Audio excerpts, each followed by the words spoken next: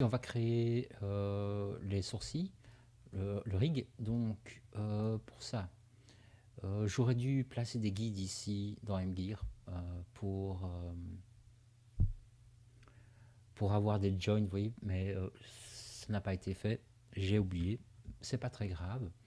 Donc je vais créer en vue de face ici un joint, et ce joint, je vais aller le placer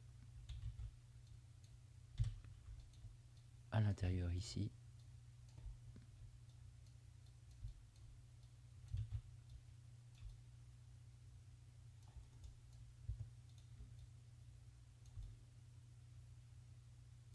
Voilà, je vais renommer ce joint. C'était browse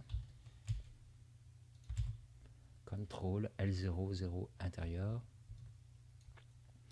Ensuite, je vais le parenter, c'était au headband P. Je vais copier ça et je vais faire un mirror. Donc dans skeleton, mirror, où te caches-tu? Ici, appliqué. Il est de l'autre côté, parfait.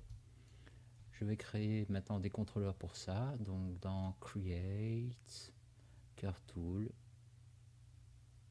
CV curve tool, ici avec X enfoncé.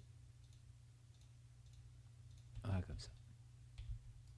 CTRL vertex, X, et on referme.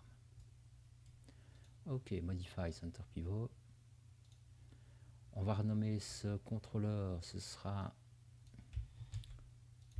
browse control L0 control, ici.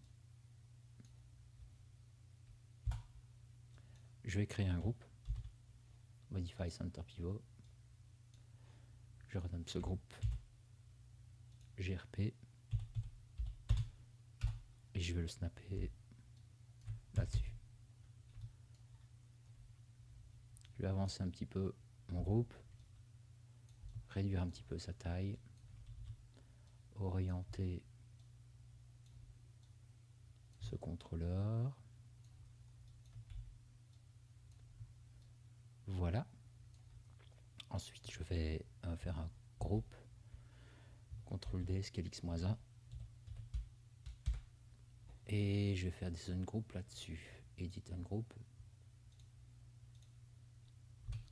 Et un groupe. Voilà, donc si je sélectionne mes contrôleurs, ils n'ont pas de valeur. Donc je peux maintenant sélectionner le contrôleur, puis le joint. Et là, je vais aller dans contraintes parents. Idem pour là. Donc quand je sélectionne le contrôleur, on est bon. On est bon. Je vais aller dans MGear, Rig Bits, Facial Rigger.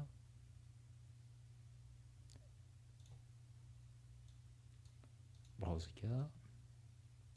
Et je ne veux pas de symétrie. Pourquoi? Parce que quand je le fais avec mon personnage, c'est peut-être dû au fait que je n'ai pas, probablement d'ailleurs, que je n'ai pas créé de guide au préalable pour ces contrôleurs. Eh bien,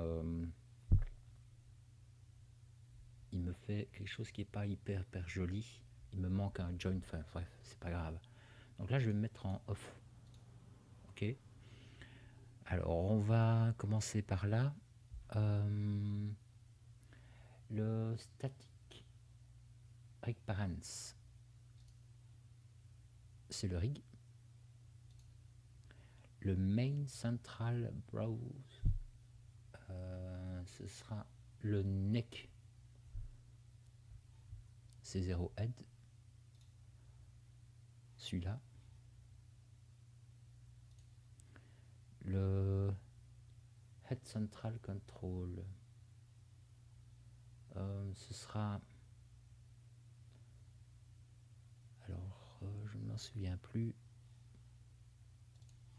Oui, c'est normal, je dois bien me mettre en left ici. Donc le left control, ça devrait être celui-là. Oui. Et le Browse Edge Loop, on va prendre ceci. Comme ça. Bien faire Compute Topological Autoskin. Et je crois que j'ai tout fait, donc je peux faire un build. Voilà, donc ici, je vais afficher ceci. Vous voyez, ça bouge. Ce qu'on pourra faire après, c'est que ceci bouge en fonction du crâne, quoi. Ça, ce sera un petit truc à faire. Je vais faire la même chose de l'autre côté, hein. Je vais clôturer ça. Donc, ici, je prends, pas ça, ceci, jusque là, hop. Alors,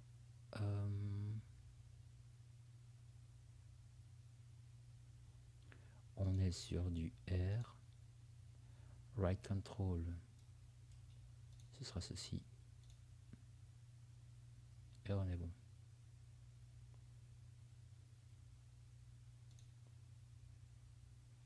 Voilà, donc, on a quelque chose qui est bien. Il y a des petites tensions ici qu'il faudra corriger. Et pour terminer, on peut peut-être mettre en couleur ceci, le contrôleur principal.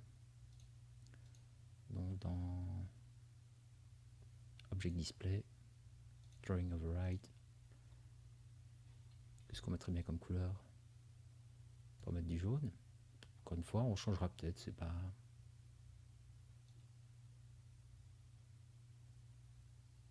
important ici. Hop. Voilà.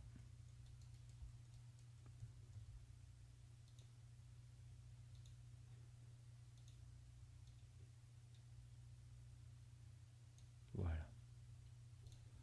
Donc normalement, si je prends celui-là, tout se déplace. Alors il a fait évidemment un autoskin, hein, donc là il faudra ajuster. Par la suite, ce qu'on pourrait faire, c'est ajouter ici une zone de contrôle pour le milieu. Vous voyez, c'est ça qui manque un petit peu. On pourrait faire ça manuellement, quoi. Pour terminer, on va tester le déplacement des sourcils. Pour l'instant, on a rien, quoi. Donc, il y a un moyen simple et facile de le faire. Ce qu'il y a, c'est que à chaque fois que vous allez toucher au skin, eh bien, il faudra refaire la manip. C'est pas bien compliqué, hein. Donc là, je vais sélectionner les sourcils, puis le maillage, et dans des formes, je vais aller dans faire un wrap. Et donc normalement, si je déplace, voilà ce qu'on a. Vous voyez, on a quelque chose d'assez chouette.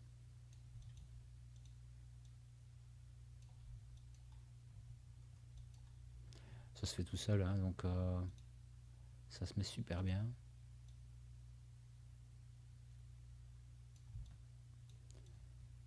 Ça va donc, voilà, ça clôture la gestion des sourcils.